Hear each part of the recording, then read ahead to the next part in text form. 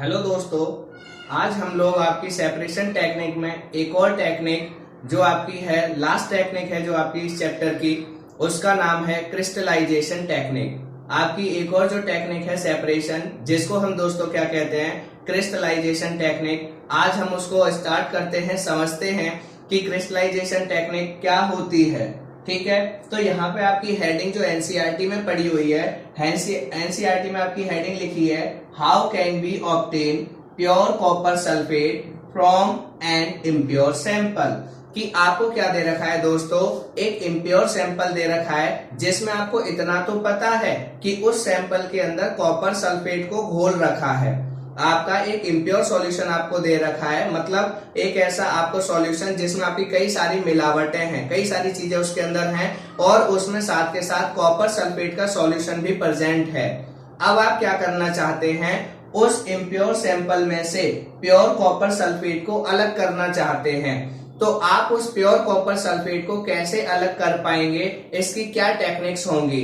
तो क्या हम इसको आपकी सब्लिमेशन से अलग कर सकते हैं, क्या आपकी सेपरेटिंग फनल से अलग करते हैं, क्या क्रोमेटोग्राफी से। तो आंसर होगा कि हम इनको इनमें से किसी भी प्रोसेस से अलग नहीं कर सकते। जब आप किसी भी इम्प्योर सैंपल में से किसी प्योर सब्सटेंस को सेपरेट करना चाहते हैं तो वो जनरली आपका सेपरेट होता है किसकी फॉर्म में, आपका सॉलिड की फॉर्म में सेपरेट होता है। और वो आपका उस लिक्विड या उस सॉल्यूशन में से सॉलिड फॉर्म में आपका सेपरेट होता है, जो जनरली कैसे काम करता है या किसकी फॉर्म में, क्रिस्टल्स। किसकी फॉर्म में दोस्तों होता है, आपका क्रिस्टल्स की फॉर्म में। तो आपका उसी प्रोसेस को हम क्या कहते हैं, क्रिस्टलाइजेशन प्रोसेस कहते हैं। क्या कहते हैं, क्रिस्टलाइजेशन प्रोसेस कहते हैं। तो आइए जानते हैं क्रिस्टलाइजेशन प्रोसेस क्या होती है। तो क्रिस्टलाइजेशन प्रोसेस की मैंने जो डेफिनेशन लिखी है, बहुत छोटी सी डेफिनेशन है। A process by which you makes the crystal from its solution. आप ये चाहें तो इसमें सिर्फ एक लाइन याद कीजिए, वो बहुत जरूरी जो वर्ड है, क्या, मेक्स द क्रिस्टल्स, खत्म। ये आपका सबसे जरूरी वर्ड है। सिंपल सी बात क्या हुई दोस्तों कि क्रिस्टलाइजेशन टेक्निक में क्या होता है कि आप जो भी सब्सटेंस अलग करना चाहते हैं, उस सब्सटेंस के दोस्तों आप क्या बनाते हैं, क्रिस्टल बनाते हैं। जो भी सब्सटेंस आप सेपरेट करना चाहते हैं, अलग करना चाहते हैं, आप उस सब्सटेंस के क्या बनाते हैं दोस्तों, क्रिस्टल्स। ठीक है, क्रिस्टल्स क्या होते हैं, अब इसकी बात कर लेते हैं एक बार, फिर और ज्यादा डिटेल में आगे चलेंगे। तो क्रिस्टल्स क्या होते हैं, जैसे आपके पास क्या है दोस्तों, चीनी है। आप सबके पास शुगर होगी या चीनी होगी, सबके घर पे आपने चीनी के दानों को देखा होगा। ये आपके चीनी के दाने, ठीक है, इनको अगर आप देखोगे तो ये जो चीनी के दाने हैं, ये आपके छोटे छोटे क्या हैं, इनको दोस्तों क्रिस्टल्स कहते हैं। यही आपके क्रिस्टल्स होते हैं। ये जो आपको चीनी के दाने दिख रहे हैं छोटे छोटे से, ये छोटे छोटे स्ट्रक्चर इसके जो रिप्रेजेंट हो रहे हैं, ये जो बॉक्सेस क्यूब टाइप में जो बने हुए हैं। बाकी आपने होटल वगैरह में गए होंगे या मूवीज वगैरह में देखा होगा कि वो बड़ी बड़ी आपकी शुगर की टैबलेट टाइप में या आपके क्यूब्स वगैरह डालते हैं, तो वो आपके क्या हो जाते हैं दोस्तों, क्रिस्टल्स। ये यहाँ पे ये छोटे क्रिस्टल्स हैं। तो ये जो आपकी चीनी है, ये जो आपका शुगर है, इसको आप किसकी फॉर्म में यूज करते हैं, क्रिस्टल। तो अब आपको यही जानना है कि ये जो आपका शुगर है, इस शुगर के या चीनी के ये क्रिस्टल कैसे बने होंगे और किसी भी सब्सटेंस के क्रिस्टल्स को हम कैसे बनाते हैं। जैसे आपको मैंने पोटेशियम परमैंगनेट की बात करी थी, पोटेशियम परमैंगनेट जो दिखाया था, उसके भी आप क्या यूज करते हैं दोस्तों, क्रिस्टल्स। तो आप क्रिस्टल्स को बहुत ज्यादा यूज करते हैं और उनको बनाते हैं। तो वो जो क्रिस्टल बनते हैं, उस टेक्निक को जब आप किसी भी सब्सटेंस को क्या करते हैं, सेपरेट करते हैं और उसके क्रिस्टल्स बनते हैं, तो उस प्रोसेस को दोस्तों क्या कहते हैं, क्रिस्टलाइजेशन प्रोसेस या क्रिस्टलाइजेशन टेक्निक कहते हैं। तो सिंपल सी बात, बहुत सिंपल जो बात है जो आपको याद रखनी है, फॉर्मेशन ऑफ क्रिस्टल। अगर यही इसी का दूसरा वर्ड, फॉर्मेशन ऑफ क्रिस्टल, मतलब एक ऐसी प्रोसेस जिसमें आप क्रिस्टल्स को फॉर्म करते हैं, क्रिस्टल्स को बनाते हैं, उस प्रोसेस को आप क्रिस्टलाइजेशन कहते हैं। ये हुई आपके समझने के लिए डेफिनेशन, जो बहुत आसान है, जिसको आप आसानी से समझ सकते हैं। क्रिस्टलाइजेशन मतलब फॉर्मेशन ऑफ क्रिस्टल, एक ऐसी प्रोसेस जिसमें आप क्रिस्टल्स बनाते हैं, उसको क्रिस्टलाइजेशन टेक्निक कहते हैं। इतना पॉइंट क्लियर हो गया दोस्तों। अब इसकी अगर आप दूसरी डेफिनेशन लिखना चाहें तो दूसरी भी लिख सकते हैं। ये आपकी एक बहुत छोटी डेफिनेशन, आसान वाली, ये थोड़ी सी जो साइंस में एनसीईआरटी में लिखी हुई है। Crystallisation is a process that separates a pure solid in the form of its crystal. आपकी क्रिस्टलाइजेशन एक ऐसी प्रोसेस होती है जिसके अंदर आप किसी भी लिक्विड में से सॉलिड को या किसी भी सब्सटेंस को, प्योर सब्सटेंस को सॉलिड की फॉर्म में अलग करते हैं। ठीक है, किसी भी प्योर सॉलिड को उसके क्रिस्टल की फॉर्म में जब आप अलग करते हैं उस सॉल्यूशन में से, उसको हम क्या कहते हैं? क्रिस्टलाइजेशन प्रोसेस कहते हैं। तो बात दोनों में एक ही है, बस इसमें थोड़ा सा लिखने का तरीका बदल गया है। क्या कि क्रिस्टलाइजेशन एक ऐसी प्रोसेस है जिसमें आप प्योर सॉलिड को क्रिस्टल्स की फॉर्म में अलग करते हैं। बात वही है, क्या बनाते हैं? आप क्रिस्टल्स बनाते हैं। तो जो आपको डेफिनेशन अच्छी लगे आप उसको नोट डाउन कर लीजिएगा। तो क्रिस्टलाइजेशन टेक्निक का इंट्रोडक्शन समझ में आया कि क्रिस्टलाइजेशन आपकी ऐसी टेक्निक होती है जिसकी मदद से हम किसी भी सॉलिड सब्सटेंस के क्या बना सकते हैं? क्रिस्टल बना सकते हैं।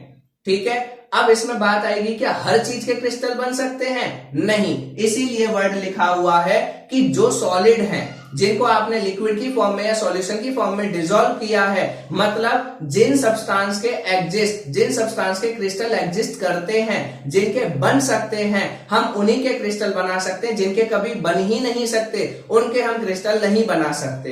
बाकी आपके पास कोई बाउंडेशन नहीं है, आप एक्सपेरिमेंट कर सकते हैं। जैसे आप बर्फ के क्या बनाते हैं? पानी के क्रिस्टल बना लेते हैं। कैसे? आइस की फॉर्म में, जिसको आइस क्यूब कहते हैं। क्या कि आपने उसको क्या किया? फ्रीजर में रखा, टेम्परेचर कम हुआ, वो जम गई, तो उसको आपने एक तरीके से क्रिस्टल कह दिया।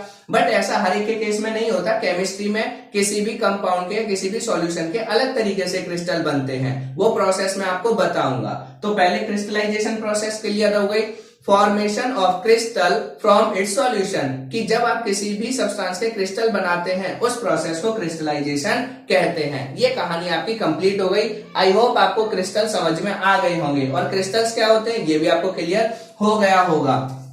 जो दोस्त गांव में हैं, गांव में रहते हैं, उनको बहुत अच्छे से पता है कि चीनी वगैरह जो होती है या जो नमक होता है, नमक के आपके नमक के इतने बड़े बड़े स्ट्रक्चर आपको सॉलिड फॉर्म में मिलते हैं। पहले मिलते थे जिनको हम क्या करते हैं? आपके सिलबट्टे से पीसते हैं, जिनको पाउडर फॉर्म में बनाते हैं। ठीक है, ऐसे ही आपका काला नमक आपने देखा भी होगा, स्टोन से फॉर्म में आता है, पत्थर जैसा आता है, तो वो क्या है? उसके क्रिस्टल्स। तो ये सब क्या कहे जाते हैं? ये जो क्रिस्टल्स बनते हैं, कुछ आपको नेचुरली क्रिस्टल फॉर्म में बनी हुई मिलती है चीजें, कुछ के क्रिस्टल्स आप लोग बनाते हैं। कुछ के क्रिस्टल्स क्या करते हैं? आप लोग बनाते हैं। जैसे फिटकरी, जो आप शेविंग, कहीं आपका जल जाता है, शेविंग के बाद कट जाता है, तो वहां पे आप फिटकरी पानी में लगा के इस्तेमाल करते हैं। तो वो जो फिटकरी होती है, फिटकरी का केमिकल नेम होता है पोटाश एलम। क्या कहते हैं दोस्तों? फिटकरी को पोटाश एलम। लिखना चाहो तो लिख लेना, नॉलेज के लिए है, नहीं तो कोई प्रॉब्लम नहीं है। तो जो फिटकरी बनती है वो भी आप सॉलिड फॉर्म में बनाते हैं, वो भी आप क्रिस्टल्स। तो ये जो क्रिस्टल्स बनते हैं कैसे बनते हैं? किसी भी सब्सटेंस के आप क्रिस्टल कैसे बना सकते हैं? चीनी के आपने क्रिस्टल बनाए, पोटेशियम परमैंगनेट के क्रिस्टल बनाए, सॉल्ट के आपने क्रिस्टल्स बनाए, इन सबके जो क्रिस्टल्स बनाए कैसे बनाते हैं? तो इसके पीछे एक प्रोसेस है। आपकी एनसीईआरटी में कॉपर सल्फेट की प्रोसेस को दिया गया है, मैं वो भी बता देता हूं और जनरल प्रोसेस भी बताता हूं जिससे आप क्रिस्टल बना सकते हैं। देखो, क्रिस्टल बनाने के लिए सबसे पहले आप क्या लेंगे? सॉल्यूशन लेंगे। कौन सा? Impure solution. ठीक है, सबसे पहले क्या लेंगे दोस्तों? ये आपका क्या है? Impure solution. इम्प्योर सॉल्यूशन का मतलब क्या होगा दोस्तों? कि जिसमें आपकी इम्प्योरिटीज भी है, अशुद्धियां भी हैं, और साथ के साथ आपका कॉपर सल्फेट का सॉल्यूशन भी है। इसमें कॉपर सल्फेट भी है, बाकी आप कोई भी लेना चाहें जिसके आप क्रिस्टल बनाना चाहें वो आपका वो सब्सटेंस, और साथ में क्या है? इम्प्योरिटी। एनसीईआरटी वाला भी मैं बता दूंगा, इसमें कोई दिक्कत नहीं है। यही है, कॉपर सल्फेट लिया, इम्प्योरिटी को लिया, ये आपने ली। ठीक है, इनको लेने के बाद आपकी एनसीईआरटी में क्या बोला गया है कि इनको लेने के बाद आप फिल्टर कीजिए, फिल्टर पेपर से लगा के छान लीजिए। तो आप क्या करेंगे? आप ये फनल लेंगे। ठीक है, आप क्या करेंगे दोस्तों? ये फनल लेंगे। यहाँ पे ये आपने फनल ले ली, यहाँ पे चारों तरफ क्या करेंगे? आपका एक फिल्टर पेपर लगाएंगे इसी शेप में, वो बन जाएगा अपने आप ही। जब आप उसको बनाएंगे तो वो बन जाएगा उस शेप में। यहाँ पे आप फिल्टर पेपर बना लेंगे। ये आपकी क्या है? फनल। ठीक है, इसमें आप नीचे ये बीकर, इसको आप छानेंगे। छानने के बाद आपकी कुछ चीजें, इम्प्योरिटीज यहाँ पे रह जाएंगी, और इसमें आपको क्या मिलेगा? प्योर कॉपर सल्फेट का सॉल्यूशन, प्योर कॉपर सल्फेट का सॉल्यूशन। इस सॉल्यूशन को आपको क्या करना है, टिश्यू पेपर या किसी पेपर के अंदर बिना इसको डिस्टर्ब किए, ठीक है, बिना इसको डिस्टर्ब किए रख दीजिए, उसके बाद आपको क्रिस्टल मिल जाएंगे। ये तो हुई शॉर्ट प्रोसेस, एक्चुअली में क्रिस्टल ऐसे नहीं बनते, बट आपको दिया गया है एनसीईआरटी में, मैंने वो बताया। अब एक्चुअल में कैसे बनते हैं उसको जानिए, वो आपके लिए जानना ज्यादा जरूरी है। होता क्या है दोस्तों, क्रिस्टल्स बनाने की प्रोसेस क्या होती है कि आपने कॉपर सल्फेट प्लस इम्प्योरिटी को लिया, इसको लेने के बाद आप फिल्टर पेपर से चाहे इसको करिए या मत करिए, ठीक है, फिल्टर पेपर से आप करना चाहे कर सकते हैं, नहीं तो इसी सॉल्यूशन को आपको क्या करना है, चाइना डिश में लेना है। इसी सॉल्यूशन को किस में लेना है दोस्तों, चाइना डिश। ये एक तरीके की कटोरी होती है जिसका नाम है चाइना डिश। उसके बाद ये जो आपकी कटोरी है ये आपको किसके ऊपर रखनी है, एक बीकर के ऊपर रखनी है, क्योंकि आप इसको डायरेक्ट हीट नहीं करेंगे। ये क्यों है, अभी आपको सब खेल समझ में आ जाएगा। ये है क्या, इसमें दोस्तों मैंने पानी लिया है और इस पानी को मैं क्या कर रहा हूं दोस्तों, हीट कर रहा हूं। इस पानी को मैं क्या करता हूं, आपका हीट करता हूं, गर्म करता हूं। ये यहाँ पे जब आप इसको क्या करेंगे, हीट करेंगे, गर्म करेंगे, तो देखिए यहाँ पे क्या होगा, पानी गर्म होगा। पानी गर्म होने के बाद इसकी वेपर्स जाएंगी, इसकी क्या टकराएंगी, इससे वेपर्स, और इसमें क्या भरा हुआ है आपका कॉपर सल्फेट का सॉल्यूशन और साथ में इम्प्योरिटीज। कॉपर सल्फेट का सॉल्यूशन साथ में क्या भरी हुई है, इम्प्योरिटीज। तो इसको आप डायरेक्ट हीट नहीं कर रहे। डायरेक्ट हीट ना करने का रीजन क्या है, क्योंकि अगर आप इसको डायरेक्ट हीट करेंगे तो हो सकता है कॉपर सल्फेट गर्म होते होते टूट जाए, डिकम्पोज हो जाए, या ये अपने कैरेक्टर को या अपनी प्रॉपर्टीज को ही लॉस्ट कर दे। इसलिए हम इसको डायरेक्ट हीट नहीं करते, हम इसको क्या करते हैं, वाटर बाथ। इसको कहते हैं आपकी क्या, वाटर बाथ आप कह सकते हैं कि पहले हम पानी को गर्म करेंगे, पानी की स्टीम जाएगी, वो स्टीम इसको क्या करेगी, गर्म। जब ये गर्म होगा तो पानी इसमें से क्या हो जाएगा, इवेपोरेट। वाटर क्या हो जाएगा आपका, वाटर इवेपोरेट हो जाएगा, यहां से ये चीज। अब आपके कॉपर सल्फेट, यहाँ पे जो कॉपर सल्फेट है, जो इम्प्योरिटीज है वो भी, ठीक है, जो आपका कॉपर सल्फेट है वो कॉपर सल्फेट आप क्या करेंगे, ठंडा होने के लिए रख देंगे फॉर कूलिंग। आप इसको गर्म करने के बाद क्या करेंगे दोस्तों, ठंडा होने के लिए रखेंगे। जब आप इसको ठंडा होने के लिए रखेंगे तो आप देखेंगे कि कॉपर सल्फेट के आपको क्या मिल जाएंगे, इस चाइना डिश में आपको कॉपर सल्फेट के क्रिस्टल मिल जाएंगे। कॉपर सल्फेट के क्रिस्टल्स, अलग अलग डिजाइन के आपके क्रिस्टल्स यहाँ पे बन जाएंगे, ठीक है। ये ऐसा नहीं है कि तुरंत ठंडा हुआ, इसको आप 3 घंटे, 4 घंटे, 5 घंटे या 24 घंटे के लिए बिना छेड़े इसको चाइना डिश को रख दीजिए और ठंडा होने दीजिए। फ्रीजर में रख देंगे, जल्दी क्रिस्टल्स बन जाएंगे। नॉर्मल रूम टेम्परेचर पे रख देंगे तो टाइम लगेगा, बस इतना है। यहाँ पे धीरे धीरे क्रिस्टल आपको इस चाइना डिश के किनारों पे चिपके हुए मिल जाएंगे, और यही आपकी एक्चुअल प्रोसेस होती है क्रिस्टलाइजेशन की। यही आपकी दोस्तों एक्चुअल क्या होती है, प्रोसेस होती है क्रिस्टलाइजेशन की। अब मैं इसको और जनरल बताता हूं। अगर आप किसी भी चीज के क्रिस्टल बनाना चाहते हैं दोस्तों, तो सबसे पहले उस सब्सटेंस को लीजिए और उसको वाटर में डिसॉल्व कीजिए। अब ये भी जरूरी नहीं कि आप सिर्फ और सिर्फ वाटर में डिसॉल्व करें, बट आप अपने लेवल पे वाटर समझ लीजिए। बाकी हम हायर चीजों में, हायर स्टडीज में इसको उस सॉल्वेंट के अंदर डिसॉल्व करते हैं जिसमें ये डिसॉल्व हो सकता है, बट आप समझिए वाटर। आपको जिसके भी क्रिस्टल बनाने हैं उस सब्सटेंस को वाटर में डिसॉल्व कर दीजिए। डिसॉल्व कर दिया आपने, इम्प्योरिटीज वगैरह जो भी है कोई दिक्कत नहीं है, आपने उसको क्या किया, डिसॉल्व किया। अब डिसॉल्व करने के बाद उसको आप क्या कीजिए, हीट। अब उसको आप क्या कीजिए, हीट। जब आप उस सॉल्यूशन को हीट करेंगे, हीट करने पे जो उसमें एक्सेस वाटर होगा और जो सॉल्युबल इंप्योरिटीज होंगी वो आपकी वेपर के साथ क्या हो जाएंगी, इवेपोरेट हो जाएंगी, उड़ जाएंगी। अब वो जब ठंडा होगा तो आपके सिर्फ उसी सब्सटेंस के क्रिस्टल बनेंगे जिस सब्सटेंस के क्रिस्टल बन सकते हैं। जो इसमें इंप्योरिटीज होगी उसके क्रिस्टल नहीं बनेंगे, वो बन ही नहीं सकते। क्लियर। तो आपका क्या होता है यहाँ पे क्रिस्टलाइजेशन टेक्निक की, अगर आप क्रिस्टल बनाना चाहते हैं तो सिंपल सा, सबसे पहले सॉल्यूशन बनाइए, उसको डिसॉल्व कीजिए। सॉल्यूशन बनाने के बाद उसको हीट कीजिए, हीट करने के बाद उसको ठंडा होने रख दीजिए। जैसे ही वो ठंडा होगा अपने आप आपके क्रिस्टल बनने लगेंगे, आपको वो क्रिस्टल दिखाई देने लगेंगे। तो बेसिकली आप इसको 3 स्टेप में, ये तो हुआ एक्चुअल में कॉपर सल्फेट के क्रिस्टल कैसे बनते हैं ये पूरा। कॉपर सल्फेट इम्प्योर, इसको आप चाहे फिल्टर पेपर से छान लीजिए। फिल्टर पेपर से छानने के बाद इम्प्योरिटीज अलग हो जाएंगी, कॉपर सल्फेट और वाटर मिलेगा। वाटर और कॉपर सल्फेट को जब आप वाटर बाथ पे हीट करेंगे तो वाटर इवेपोरेट हो जाएगा, सिर्फ और सिर्फ क्या बचेगा, कॉपर सल्फेट। कॉपर सल्फेट को आप ठंडा होने के लिए रख दीजिए, तो आपके देखिए यहाँ पे प्योर कॉपर सल्फेट आपका अलग हो गया। तो ये आपकी क्रिस्टलाइजेशन की पूरी प्रोसेस है, जिस तरीके से आप प्योर कॉपर सल्फेट को इम्प्योर सैंपल में से अलग करते हैं। ये है इसका एक्चुअल मेथड, क्या, जिसमें आपने कॉपर सल्फेट इम्प्योरिटी, इसको आपने क्या किया, छाना, फिल्टर पेपर से छाना। छानने से जो इम्प्योरिटीज है सॉलिड वाली वो वहीं पे रह गई, कॉपर सल्फेट जो घुल गया था वो आपको क्या हो जाएगा, बीकर में मिल जाएगा। फिर उस बीकर वाला जो सॉल्यूशन है कॉपर सल्फेट का, उसको आप चाइना डिश में डालिए, इसको वाटर बाथ पे हीट करिए, वाटर इवेपोरेट हो जाएगा, सिर्फ कॉपर सल्फेट बचेगा। कॉपर सल्फेट को आप क्या कर दीजिए, ठंडा होने रख दीजिए, आपके क्रिस्टल बनके तैयार। तो आप किसी भी चीज के जिसके क्रिस्टल बनाना चाहें बहुत आसानी से बना सकते हैं। आप अगर स्ट्रक्चर बनाना चाहेंगे कॉपर सल्फेट के लिए, इसमें एक और बना लीजिए अगर आपकी इच्छा है तो, कि इसको मैं फिल्टर करूंगा। फिल्टर के लिए वही फनल लूंगा, यहाँ पे ये क्या होगा दोस्तों, बीकर, यहाँ पे ये फिल्टर पेपर लगा होगा, इसमें इम्प्योरिटीज यहीं रह जाएंगी, इसमें सिर्फ क्या मिलेगा, फिल्ट्रेट। इसमें क्या मिलेगा आपको, फिल्ट्रेट, और इस फिल्ट्रेट में क्या होगा, कॉपर सल्फेट प्लस वाटर। ठीक है, क्लियर। उसको आप फिर हीट करेंगे और इसके बाद ये पूरी प्रोसेस, ये आपका तरीका है क्रिस्टल बनाने का। आई होप आपको क्रिस्टल समझ में आए होंगे।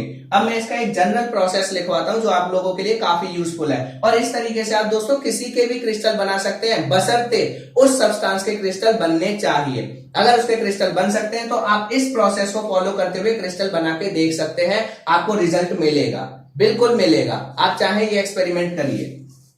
अब आगे चलते हैं दोस्तों, इसका एक जनरल प्रोसेस समझ लीजिए और ज्यादा जनरल प्रोसेस में आप जाना चाहें तो सबसे पहले क्या होता है, मेक सॉल्यूशन। सबसे पहला स्टेप क्या है, मेक सॉल्यूशन। सबसे पहले जिस चीज के आप क्रिस्टल बनाना चाहते हैं उसका क्या बनाइए दोस्तों, सॉल्यूशन। उसके बाद अगर उसको फिल्टर करने की जरूरत है तो फिल्टर कीजिए, नहीं है तो मत कीजिए। ठीक है, फिल्टर, ये जो फिल्टर है ये ऑप्शनल है।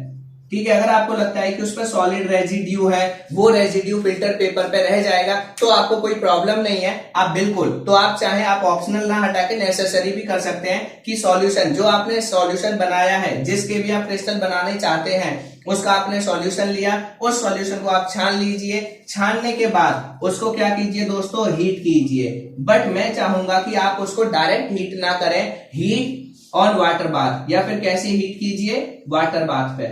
वाटर बाथ एक वैसे तो क्या होता है, लेबोरेटरी के अंदर इक्विपमेंट होता है, बट आपको उसकी जरूरत नहीं है। आप वाटर बाथ की जगह क्या कर सकते हैं, बीकर लीजिए, बीकर को पानी गर्म कीजिए, उसकी भाप उस बर्तन को जिसके क्रिस्टल आपको गर्म करने हैं, जैसे मैंने अभी बनाया था, कटोरी नीचे एक प्लेट रख दीजिए, किस पे, भगोने पे, जिस पे भी है, वो स्टीम गर्म होगी, फिर वो कटोरी गर्म होगी। हाँ, टाइम लगेगा, नो डाउट टाइम लगेगा, ठीक है। तो आपको ये हीट करना है, हीट करने के बाद उसको क्या कीजिए, कूलिंग।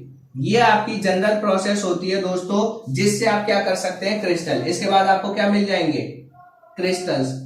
ठीक है, प्योर क्रिस्टल्स। ये आपकी स्टेप है जनरल, जिस स्टेप से आप क्या कर सकते हैं, क्रिस्टल बना सकते हैं, किसी के भी जिसके क्रिस्टल बन सकते हैं। ये सबसे इजी प्रोसेस है ये आपको। और ये सॉल्यूशन भी कैसा बनाना है, बाकी वो साइंटिफिक डिटेल आ जाती है फिर, कि यहाँ देखो हमें सैचुरेटेड सॉल्यूशन बनाना होता है, फिर या आपका सुपर सैचुरेटेड बनाना होता है। तो आपके लेवल पे है, आप सॉल्यूशन बनाइए, फिल्टर कीजिए, हीट कीजिए, उसको ठंडा कीजिए, क्रिस्टल बनके तैयार हो जाएंगे। क्लियर, ये पॉइंट क्लियर हो गया। अब देखो, क्रिस्टलाइजेशन टेक्निक से एक और क्वेश्चन आता है, how you check the purity of any substance, कि आप किसी सब्सटेंस की प्योरिटी को कैसे चेक करते हैं। हमारे पास अलग अलग इक्विपमेंट है, बट एक आपको आंसर लिखना है, with the help of crystal. आप क्या आंसर लिखेंगे, टू डिटेक्ट प्योरिटी, ये आपको लिखना है हेडिंग, कि प्योरिटी को कैसे चेक करते हैं। ठीक है, प्योरिटी किसी भी सब्सटेंस की, तो आप कैसे, with the help of crystal. Answer है with the help of crystals. ये मैं नहीं कह रहा, ये आपकी एनसीईआरटी कह रही है, और आपको पता भी होना चाहिए। ये क्यों, क्योंकि दोस्तों क्रिस्टल बनेंगे ही जब अगर आपका प्योर सब्सटेंस होगा, अगर वो प्योर नहीं है, उसमें मिलावट है, तो उसके क्रिस्टल नहीं बन सकते। आप हायर क्लासेस में स्टडी करेंगे कि क्रिस्टल की शेप होती है, क्रिस्टल्स का साइज होता है, क्रिस्टल्स का टेक्सचर होता है, क्रिस्टल्स की लेंथ होती है, डायमीटर होता है, उनकी जो आपके एजेस हैं वो शार्प होंगे या कैसे होंगे, ये सब आपके फिक्स हैं, ये स्टैंडर्ड बना हुआ है। अगर ये बिल्कुल उसी तरीके से हैं, बिल्कुल 100% एग्जैक्ट उन सारे पैरामीटर्स को फॉलो कर रहे हैं, इसका मतलब जो आपकी ये सब्सटेंस आपने यूज किया था वो बिल्कुल प्योर था। तो किसी भी सब्सटेंस की प्योरिटी को भी आप लोग किससे चेक कर सकते हैं? क्रिस्टल से। जितने अच्छी क्वालिटी के क्रिस्टल्स बनेंगे उतना ही ज्यादा वो तभी बनेंगे जब आपका वो सब्सटेंस प्योर होगा। अगर मिलावट वाला सब्सटेंस होगा तो कभी भी वो क्रिस्टल उतने अच्छे या उतनी अच्छी क्वालिटी के नहीं बनेंगे। क्लियर? और अगर क्रिस्टल बन ही नहीं रहे, इसका मतलब तो वो चीज बिल्कुल बेकार है, वो सबसे ज्यादा कंटामिनेटेड है। ठीक है, वो आपकी क्या है? प्योर है ही नहीं। तो अगर किसी चीज के क्रिस्टल बनते हैं तो आपके लेवल पे आंसर होगा कि आप क्या करेंगे? अगर क्रिस्टल बन रहे हैं इसका मतलब वो चीज क्या है दोस्तों? प्योर है। तो आपकी क्रिस्टल की मदद से आप किसी की प्योरिटी को भी चेक कर सकते हैं। देखिए इसीलिए यहाँ पे प्योर वर्ड आया है, नहीं तो ये सिर्फ ये भी लिख सकता था copper sulphate from an impure sample. Pure का मतलब क्या है? प्योर का मतलब यही है कि यहाँ पे जो कॉपर सल्फेट मिलेगा एग्जैक्टली ये बिल्कुल कॉपर सल्फेट होगा और अच्छी क्वालिटी का होगा, इसीलिए उसके क्रिस्टल बिल्कुल एकदम एग्जैक्ट, उनका टेक्सचर, डायमीटर, कलर, सारी चीजें सेम होंगी जो आपकी स्टैंडर्ड कॉपर सल्फेट के क्रिस्टल्स की होती हैं। ठीक है दोस्तों, तो ये क्रिस्टलाइजेशन टेक्निक आपको बहुत अच्छी लगती है, प्रैक्टिकल लाइफ में बहुत मजा आता है। ठीक है, और साथ के साथ याद रखना कि आप किसी की प्योरिटी को भी क्रिस्टल की मदद से उसके क्रिस्टल्स बना के चेक कर सकते हैं। ये काफी जरूरी चीज है जो आपको मैंने बताई है, बाकी आपकी अपनी चॉइस है। ठीक है, अब चलते हैं, ये आपका हो गया प्योरिटी और ये स्टेप्स क्रिस्टल्स कैसे बनते हैं ये भी मैंने आपको बता दिया। अब आपका ये भी स्टेप क्लियर हो चुके हैं। नेक्स्ट अब हम समझते हैं कि क्रिस्टलाइजेशन टेक्निक के फायदे। क्रिस्टलाइजेशन टेक्निक के फायदे क्या हैं? इसके देखो दोस्तों कई सारे फायदे हैं। आपका जो बेसिकली कंपैरिजन आता है क्रिस्टलाइजेशन टेक्निक का और इवेपोरेशन का। किसका आता है? क्रिस्टलाइजेशन और इवेपोरेशन। ठीक है, आप इनमें डिफरेंस, क्योंकि एनसीईआरटी में इन्हीं को दिया गया है तो मैं टोटल एनसीईआरटी बेस्ड पढ़ा रहा हूं इसीलिए, अदरवाइज नॉलेज देने के लिए तो बहुत कुछ है। ठीक है, बट वो आपके लेवल के अकॉर्डिंग दी जाती है। तो क्रिस्टलाइजेशन इवेपोरेशन से फायदेमंद क्यों है? देखो, इवेपोरेशन और क्रिस्टलाइजेशन में सबसे बड़ा जो डिफरेंस है वो डिफरेंस ये है कि इवेपोरेशन टेक्निक में, जो एनसीईआरटी में भी दे रखा है, मैं उसको समझा देता हूं। इवेपोरेशन में क्या होता है दोस्तों कि जैसे आप क्या करते हो ना, हीट करते हो। एक तरीका तो डायरेक्ट हीट आप इवेपोरेट कर सकते हैं, दूसरा कि पानी को या उस सॉल्यूशन को रखा रहने दीजिए, धूप गिरेगी अपने साथ पानी लेके जाएगी, धूप गिरेगी पानी लेके जाएगी, धूप गिरेगी पानी लेके जाएगी। अब जब ऐसा होता है तो उस टाइम पे क्या होता है कि कुछ क्रिस्टल्स जो आपके हीट सेंसिटिव होते हैं, जो आपके कुछ हीट सेंसिटिव होते हैं, जिन पे गर्मी का ज्यादा फर्क पड़ता है, वो क्या होते हैं दोस्तों, ज्यादा गर्मी की पड़ने की वजह से और लगातार मॉइस्चर बाहर निकलने की वजह से वो ड्राई होते जाते हैं, सूखते जाते हैं और जिसकी वजह से एक टाइम ऐसा आता है कि वो टूट जाते हैं, क्रैक्स आने लगते हैं, उनमें दरारें बनने लगती हैं और इसकी वजह से वो अपनी केमिकल कंपोजिशन को, अपनी केमिकल प्रॉपर्टीज को लॉस्ट कर देते हैं। ये आपकी इवेपोरेशन की सबसे बड़ी प्रॉब्लम है। इवेपोरेशन में सिंपल आपको पता है कि क्या होता है, एक इवेपोरेशन की पानी आपने रखा, धूप गिरेगी पानी वेपर बनके उड़ जाएगा, धूप गिरेगी पानी बनके उड़ जाएगा। अब जो सब्सटेंस है उसमें से लगातार एक तो पानी कम होता जा रहा है, पानी कम होने की वजह से वो ड्राई होता जाएगा, सूखता जाएगा। अब अगर वो और ज्यादा सूखेगा तो उसमें क्या आने लगेंगी, फिर दरारें आने लगेंगी, वो टूट जाएगा। इसलिए इवेपोरेशन प्रोसेस में ये प्रॉब्लम होती है कि जो हीट सेंसिटिव सब्सटेंस होते हैं वो आपके इससे क्या होने लगते हैं, चैड होने लगते हैं, टूटने लगते हैं, वो अपनी केमिकल प्रॉपर्टीज को लॉस्ट कर देते हैं, जबकि ये प्रोसेस क्रिस्टलाइजेशन में नहीं होती। हाँ, क्रिस्टलाइजेशन में आप हीट करते हैं, बट वही जो मैंने आपको बताया था, डायरेक्ट हीट नहीं करते, आप वाटर की वेपर को यूज करके हीट करते हैं, जिससे उनका जो हीट है उतनी हीट को वो बियर कर लेते हैं और क्या होता है, आपका अपने कैरेक्टर को भी लॉस नहीं करते और वो चैड भी नहीं होते, टूटते भी नहीं है। तो ये आपका क्या है, हीट सेंसिटिव सब्सटेंस के लिए बहुत प्रेफरेबल नहीं है, क्योंकि ये चैड हो जाते हैं। ये हीट सेंसिटिव सब्सटेंस के लिए प्रेफरेबल होती है, आप कर सकते हैं। ठीक है।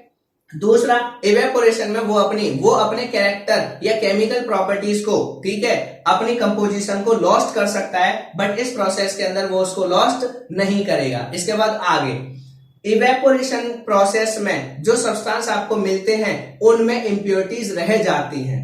पहला तो इसमें हीट सेंसिटिव सब्सटेंस क्या हो जाते हैं, चैड होने लगते हैं, टूटने लगते हैं। दूसरा, इसमें आपकी क्या होती है, इंप्योरिटीज रह जाती है। इवेपोरेशन प्रोसेस से जब आप अलग करते हैं चीजों को, तब कुछ ना कुछ उनके अंदर इंप्योरिटीज या अशुद्धियां रह जाती हैं। पर क्रिस्टलाइजेशन टेक्निक में इंप्योरिटीज या अशुद्धियां बिल्कुल भी तो नहीं कहूंगा, मतलब कम से कम रहती हैं, क्योंकि क्रिस्टलाइजेशन टेक्निक आपकी प्योरिटी में हेल्प करती है। तो अगर आपके क्रिस्टल्स बनेंगे, इसका मतलब वो जितने अच्छे क्रिस्टल्स बनेंगे उतनी ज्यादा उसकी प्योरिटी बढ़ती जाएगी।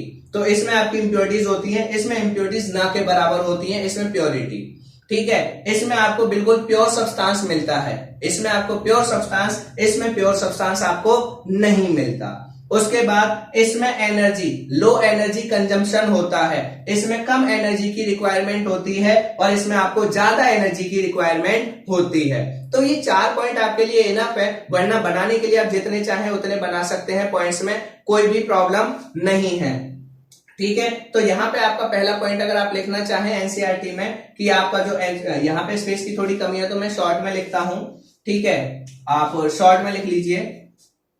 First point, not useful for heat sensitive substance,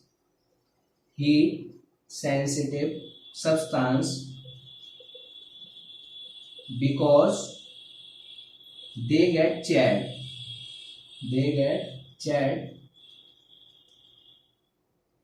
ठीक है, वो क्या हो जाते हैं, चैड हो जाते हैं, लाइक शुगर।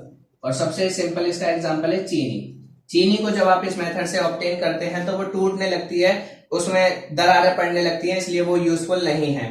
बट ये आपका यहाँ पे है यूजफुल, इसमें no charring takes place, no char takes place, इसमें चैड नहीं होता, ठीक है। तो आप ये लिख सकते हैं not useful for heat sensitive, तो ये यूजफुल फॉर हीट सेंसिटिव, ठीक है। तो इसको मैं पूरा सेंटेंस बना देता हूं। ये आपके पॉइंट से जो मैं लिख रहा हूं, बाकी ये आपके काफी काम है, ठीक है। Useful for heat sensitive because no chad takes place, ठीक है दोस्तों, पहला पॉइंट। दूसरा, इसमें क्या होती है, इसमें आपका क्या होता है, we obtain pure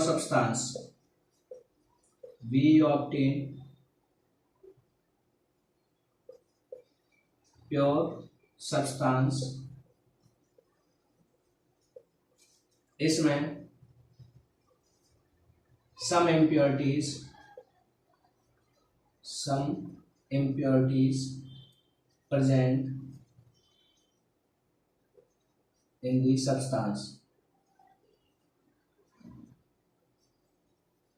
इसमें आपको क्या मिलता है, प्योर सब्सटेंस मिलता है, इसमें आपको कुछ ना कुछ इम्प्योरिटीज उसके साथ मिलती हैं। उसके बाद तीसरा डिफरेंस, ये दोनों आप नोट डाउन कर लीजिए। इसके बाद तीसरा डिफरेंस है दोस्तों,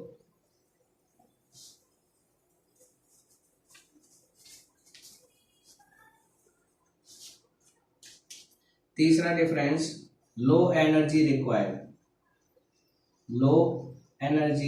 रिक्वायर्ड, और इसमें हाई एनर्जी रिक्वायर्ड। क्या दोस्तों, high energy required, third, high energy required.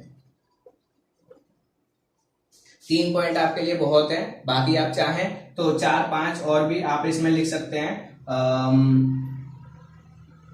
substance do not lose their chemical properties and substance lose their chemical properties या chemical composition, ये आप लिख सकते हैं, ठीक है। वरना 3 पॉइंट आपके लिए इनफ है, इतना ही आपसे पूछता है, इससे ज्यादा वो आपसे नहीं पूछते इसमें डिफरेंस।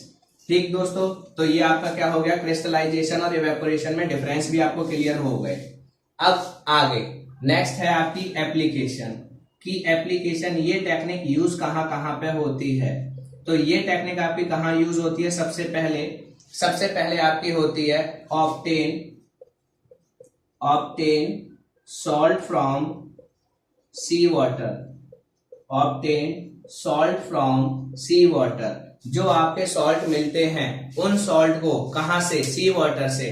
तो सी वाटर से जो आपको सॉल्ट मिलता है वो भी आप एक्चुअली किससे सेपरेट करते हैं? कौन सी टेक्निक को यूज करते हैं? क्रिस्टलाइजेशन टेक्निक को यूज करते हैं। क्लियर हो गया? किसको यूज करते हैं? आपके क्रिस्टलाइजेशन टेक्निक को यूज करते हैं। दूसरा इसको कहां यूज करते हैं? टू ऑब्टेन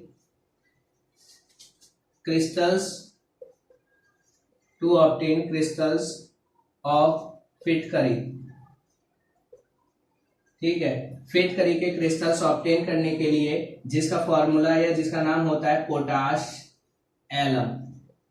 एक 1 मार्क्स में कभी कभी पूछ सकता है कि फिटकरी का फॉर्मूला क्या है? Potash alum. ठीक है, इसमें और भी कहानी है जो आपको पता है कि जब आपके कट जाता है कहीं पे, अगर कुछ भी नहीं है तो फिटकरी को लगा लीजिए, वो खून को वहीं पे क्लोट कर देती है, जमा देती है। उसके पीछे भी रीजन है बट वो इतना आपको नहीं जानना है। कहानी बहुत सारी है बट आपकी काम की यही है कि इसको कहाँ यूज करते हैं? आपके सी वाटर से सॉल्ट को अलग करने के लिए, फिटकरी को या पोटाश एलम के क्रिस्टल्स बनाने के लिए। हाँ, ये चीज आप बनाने को आपको मिल जाएगी 11th क्लास में। पोटाश एलम के आप लोग क्रिस्टल्स बनाएंगे 11th क्लास में बनाएंगे, ये आपको मिलता है 11th क्लास में बनाने के लिए। ठीक है, तो ये आपके 2 चीज हो गई। तीसरी हमने पढ़ी है to obtain pure copper sulphate from impure sample, ये तीसरा आप लिख सकते हैं। चौथा आप शुगर का लिखना चाहें। पांचवा formation of potassium permanganate crystal. तो आपके पास जितने भी क्रिस्टल्स आप बनाते हैं ज्यादातर उसमें आप क्रिस्टलाइजेशन टेक्निक को यूज करते हैं। ये टेक्निक आपके लिए इतना ही है, इससे ज्यादा नहीं है। एक इसी में मैं बता देता हूं क्योंकि उसके लिए अलग से वीडियो की जरूरत नहीं है, कि जब आप वाटर को ट्रीट करते हैं, वाटर को अलग करते हैं, तो दोस्तों वाटर की ट्रीटमेंट में आपसे पेपर में पूछ लिया जाता है सेडिमेंटेशन टैंक का क्या काम है। ठीक है, जो दूसरा है आपका लोडिंग टैंक का क्या काम है, फिल्ट्रेशन टैंक का क्या काम है। तो इनके बस एक बार यूज देख लीजिएगा, उसमें और कुछ भी नहीं है। ठीक है, जो फ्लो चार्ट बना हुआ है उस फ्लो चार्ट में सिर्फ आपको काम दे रखा है। सेडिमेंटेशन में क्या होता है, जो सस्पेंडेड इंप्योरिटीज होती है वो नीचे सेटल डाउन हो जाती है। लोडिंग टैंक में आपका क्या होता है, ठीक है, और आपकी फिल्ट्रेशन टैंक में क्या है। तो ये सारी चीजें उसमें दे रखी हैं, एडिंग बस उसके ऊपर लिखा हुआ है, नीचे उसका नाम, बस वही आपसे पेपर में पूछता है और कुछ नहीं। बाकी क्रिस्टलाइजेशन आपकी टेक्निक कंप्लीट हो गई। हमने आज सारी की सारी सेपरेशन टेक्निक कंप्लीट कर ली, एक भी हमारी सेपरेशन टेक्निक नहीं बची। अब हमारे इस चैप्टर की 2 क्लासेस और हैं जो आपके लिए थोड़ी जरूरी हैं, उनको और हम करेंगे। उसके बाद आपका चैप्टर नंबर 2 कंप्लीट हो जाएगा। तो एक बार क्रिस्टलाइजेशन टेक्निक में अगर कोई डाउट हो, कोई क्वेरी हो, कोई आपका किसी भी तरीके का डाउट हो, प्लीज कमेंट सेक्शन में पूछिएगा। वीडियो अच्छी लगी हो तो लाइक कीजिएगा, चैनल को वीडियो को शेयर कीजिएगा और चैनल को सब्सक्राइब करना ना भूलें। ठीक है, और साथ के साथ जो आपको बताई है उनको कर लेना। वाटर ट्रीटमेंट में सिर्फ क्या आपसे पूछता है, लोडिंग टैंक का काम क्या है, आपका किसका फिल्ट्रेशन टैंक का क्या काम है। ठीक है, ये जो आपके टैंक हैं इनके काम क्या क्या होते हैं, बस ये आपको पता होने चाहिए। बाकी ये सारी टेक्निक है कंप्लीट हो गई। कोई क्वेरी कुछ हो तो कमेंट सेक्शन में डालिएगा। वीडियो अच्छी लगी हो तो लाइक कीजिएगा और चैनल को सब्सक्राइब करना ना भूलें। थैंक यू दोस्तों।